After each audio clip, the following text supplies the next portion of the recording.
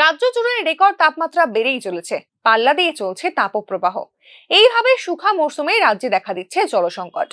বিশেষত পাহাড়ি এলাকায় মানুষ ভুগছেন তীব্র জলসংকটে। বৃষ্টির অভাবে এবং তীব্র গরমে এলাকার জলাশয়গুলি প্রায় শুকিয়ে গিয়েছে।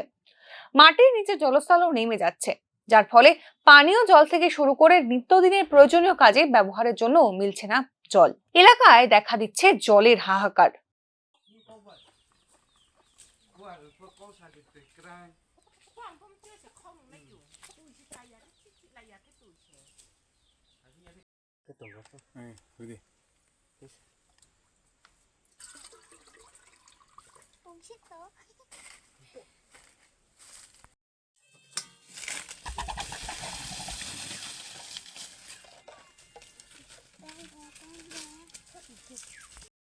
Mời, tôi bao nhiêu nông công sải tít.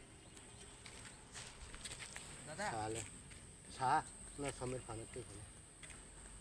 এই পরিস্থিতিতে পাহাড়ি এলাকার লোকজনেরা নিজেদের জলের যোগান মেটাতে পূর্বপুরুষদের শিখিয়ে দেওয়া পন্থাই অবলম্বন করছেন। পাহাড়ের গায়ে গর্ত করে সেখান থেকে পানীয় জল সংগ্রহ করেন গ্রামবাসীরা। এছাড়াও নিত্য প্রয়োজনীয় কাজের জল যেখান থেকে সংগ্রহ করা হয় সেই একই জায়গা থেকে পানীয় জল সংগ্রহ করা হচ্ছে।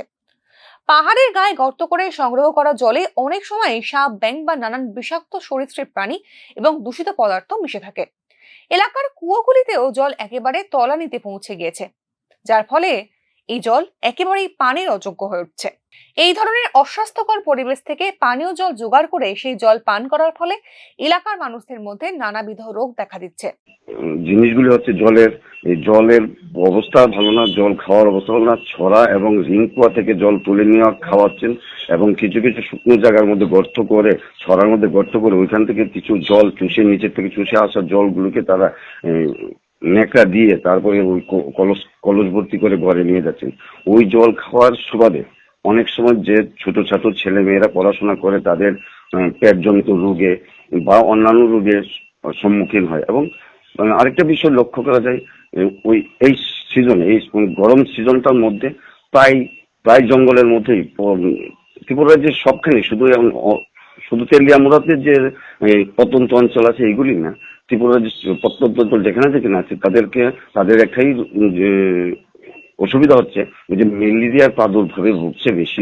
নির্বাচনের মুখে জলের দাবিতে রাজ্যের একাধিক জায়গায় পথ অবরোধ করতে দেখা গিয়েছে। পাহাড় ছড়িয়ে সমতলেও দেখা দিচ্ছে জল সংকট। তবে ভোট মিললেও পরিস্থিতি একই রয়ে যাচ্ছে।